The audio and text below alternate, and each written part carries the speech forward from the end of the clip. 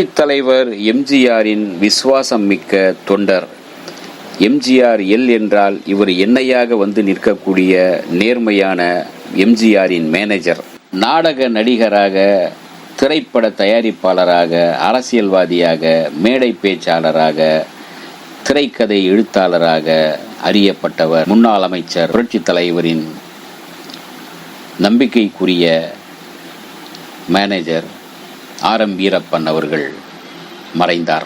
புரட்சி தலைவருக்கு சேவை செய்ய வானுலகிற்கு சென்று விட்டார் என்றுதான் சொல்ல வேண்டும். அவருடைய மறைவை எப்படிதான் நாம் எடுத்துக்கொள்ள வேண்டும். புரட்சி தலைவர் மீது பெரும் மரியாதையும் பாசமும் கொண்டவர் ஆர்.எம். வீரப்பன். புரட்சி தலைவரின் தாயார் சத்யா அம்மா அவர்கள் மீதும் பெரும் பாசம் கொண்டு தன்னுடைய திரைப்பட கம்பெனிக்கு சத்யா புரொடக்ஷன்ஸ் என்று சத்தியத்தாயின் பெயரை வைத்தவர்.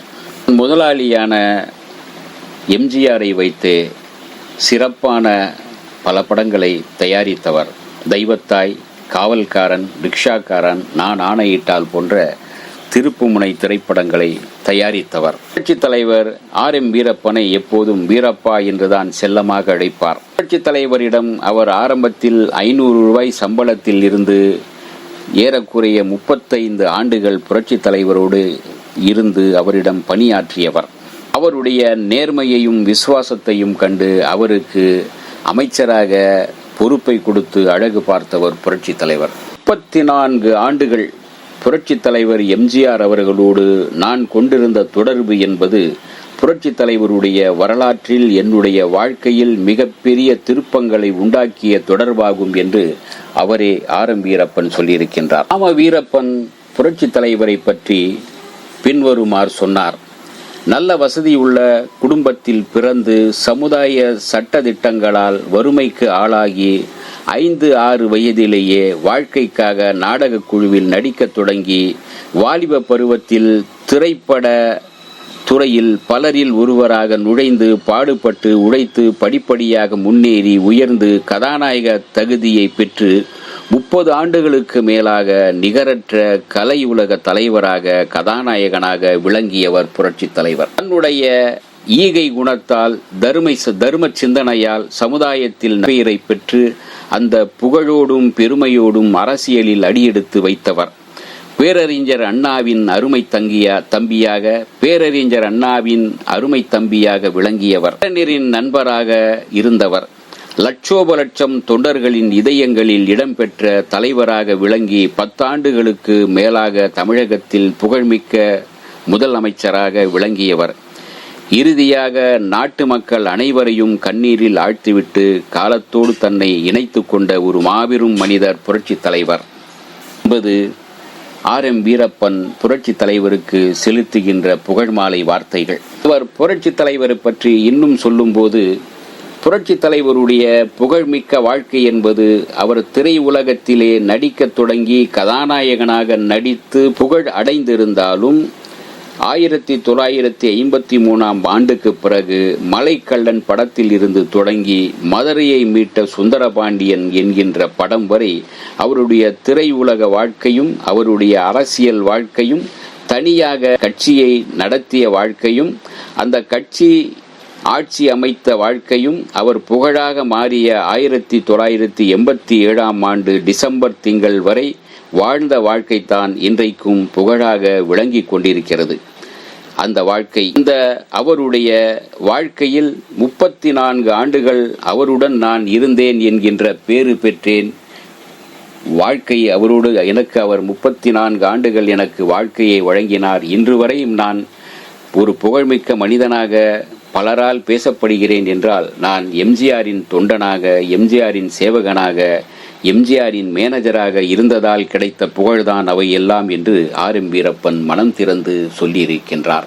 அதே போல அரசியலில் பல சூழ்ச்சிகள் அரங்கேறிய போது புரட்சி தலைவர் உடல் நலம் இன்றி அமெரிக்காவில் இருந்தபோது, அமெரிக்காவில் புரட்சி தலைவர் இறந்து விட்டார் என்று வதந்திகள் தமிழ்நாட்டில் கிளம்பிய போது வேகமாக சுழன்று செயலாற்றியவர் வீரப்பன். அமெரிக்காவில் அப்போது மருத்துவமனையில் புரட்சித் தலைவர் என்ன செய்கிறார், என்ன சாப்பிடுகிறார், யாரிடம் எல்லாம் மெதுவாக பேசுகிறார், அவருடைய உடல்நிலை எப்படி இருக்கிறது என்பதை எல்லாம் ஒரு வீடியோவாக எடுத்து வந்து அதை தமிழ்நாடு எங்கும் தேர்தலில் பிரச்சாரத்தின் போது அதை வெளியிட்டு மக்கள் மனதில் பால் வார்த்தவர், மக்கள் மனதில் புரட்சித் தலைவர் இதோ இருக்கின்றார், வாழ்ந்து கொண்டிருக்கிறார் என்பதை ஒரு திருப்புமுனையை ஏற்படுத்தி அந்த தேர்தலில் புரட்சித் தலைவர் அமெரிக்காவில் படுத்துக்கொண்டே தமிழ்நாட்டில் முதலமைச்சராக ஜெயிக்க ஒரு காரணமாக இருந்தவர் வீரப்பன். அந்த வீடியோ தான் அன்றைக்கு மிகப்பெரிய அளவில் பேச வைத்தது.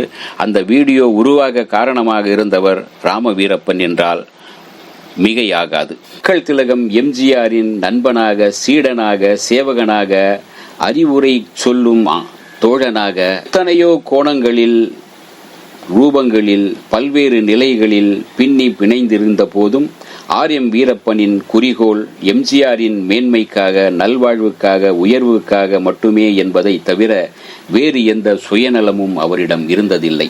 அதனால்தான் வீரப்பனுக்கு அமைச்சர் பதவி கொடுத்து அவரை பெருமைப்படுத்தினார் புரட்சித் தலைவர் எம்ஜிஆர். காவல்காரன் திரைப்படம் திட்டமிட்டபடி வெளிவராத சூழ்நிலையில் பெரும் பணத்தை செலவழித்துவிட்டு திண்டாடி கொண்டிருந்த வீரப்பன் அந்த படத்தை குறித்த நேரத்தில் எடுத்து முடிக்க முடியவில்லையே என்ற வருத்தமும் வேதனையும் அவிக்கொண்டிருந்த நேரத்தில் வீரப்பன் அத்தனை உணர்ச்சிகளையும் அடக்கிக் கொண்டு எம்ஜிஆரை சந்திக்க ராமாவரம் தோட்டத்துக்கு போகிறார். எம்ஜிஆர் இவருடைய சங்கடத்தை புரிந்து கொண்டவராக ஏதோ சமாதானம் சொல்ல முற்படுகிறார். நான் தங்களிடம் அது பற்றி எல்லாம் எந்த விளக்கமும் கேட்க வரவில்லை. எனக்கு அடுத்த வேலை என்ன? நீங்கள் தேர்தலில் நிற்கப் போகிறீர்கள், அதற்காக நான் என்ன செய்ய வேண்டும் என்று ஆணையிடுங்கள், அதை செய்ய நான் காத்திருக்கின்றேன் என்று வீரப்பன் சொன்னார். வீரப்பனின் இந்த வார்த்தைகளை கேட்டு எம்ஜிஆர் மனம் நெகிழ்ந்து போகினார். அவரை அறையில் அழைத்து தோளில் தட்டி கொடுத்து சரி சென்று வேலை பாருங்கள் என்று அனுப்பி வைத்தார் வீரப்பனை எம்ஜிஆர் என்று இந்த சம்பவத்தை பிரபல பத்திரிகையாளர் சாவி பதிவு செய்திருக்கின்றார். இப்படி புரட்சித் தலைவர் எம்ஜிஆரின் நல்ல சேவகராக, மேனேஜராக, அவருடைய ஆட்சியில் அமைச்சராக, அவருடைய நன்மதிப்பை பெற்ற வீரப்பன் இன்று மறைந்து விட்டார் என்று சொல்வதை விட புரட்சித் தலைவரை காண வானுலகிற்கு சென்று விட்டார் என்று நாம் சொல்லலாம். அவருடைய குடும்பத்தாருக்கு நமது ஆழ்ந்த அனுதாபத்தை தெரிவித்துக் கொள்கின்றோம். இந்த வீடியோ உங்களுக்கு பிடிச்சிருந்தா லைக் பண்ணுங்க, ஷேர் பண்ணுங்க, கமெண்ட் பண்ணுங்க, சப்ஸ்கிரைப் பண்ணுங்க, மறக்காம பெல் ஐகானை கிளிக் பண்ணுங்க.